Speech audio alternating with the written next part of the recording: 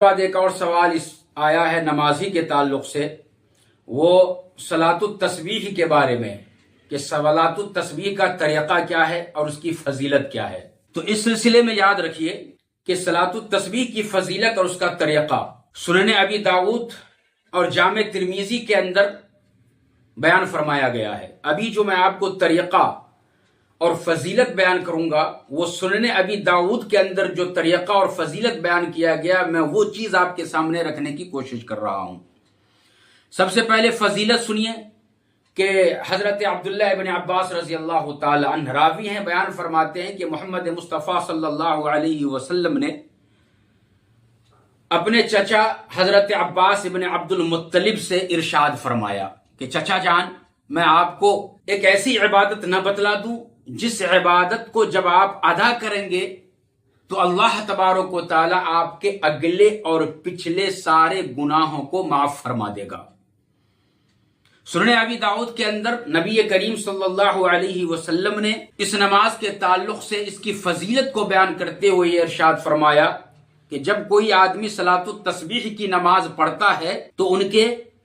10 طرح کے گناہ اللہ تبارک و تعالی معاف فرما دیتا ہے۔ وہ کیا کیا ہیں وہ سنیے۔ اس کے پہلے کے گناہ معاف ہو جاتے ہیں، بعد کے گناہ معاف ہو جاتے ہیں، پھر اس کے بعد پرانا گناہ جو کبھی اس نے کیا تھا وہ بھی معاف ہو جائے گا، نئے طور پہ اگر گناہ کیا ہے تو اس کو بھی اللہ تعالیٰ معاف فرما دے گا،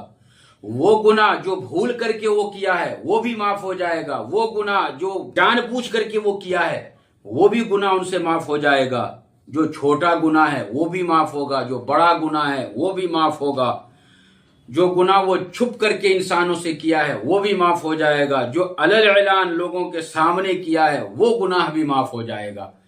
تو اس طریقہ پر اس نماز کی فضیلت کو نبی کریم صلی اللہ علیہ وسلم نے بیان فرمایا۔ اب میرے دوستو، لوگوں کے ذہنوں کے اندر یہ سوال پیدا ہوتا ہے کہ بھائی بعض گناہ تو ایسے ہوتے ہیں کہ جب انسان توبہ کرتا ہے تو توبہ کرنے کے بعد معاف ہوتا ہے۔ تو علماء کرام نے بیان فرمایا کہ جو طریقہ نبی کریم صلی اللہ علیہ وسلم نے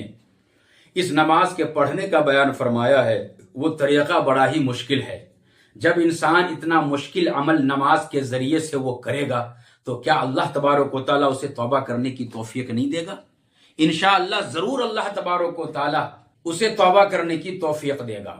وہ توبہ کر لے گا تو اللہ تبارک و تعالیٰ ان کے سارے گناہوں کو معاف فرما دے گا۔ تو اب نبی کریم صلی اللہ علیہ وسلم اپنے چچا حضرت عباس رضی اللہ تعالی عنہ کو نماز پڑھنے کا طریقہ بتلا رہے ہیں، اور اس طریقے کا ذکر سنن ابی داؤد کے اندر کیا گیا ہے۔ وہ طریقہ کیا ہے اس کو سنیے۔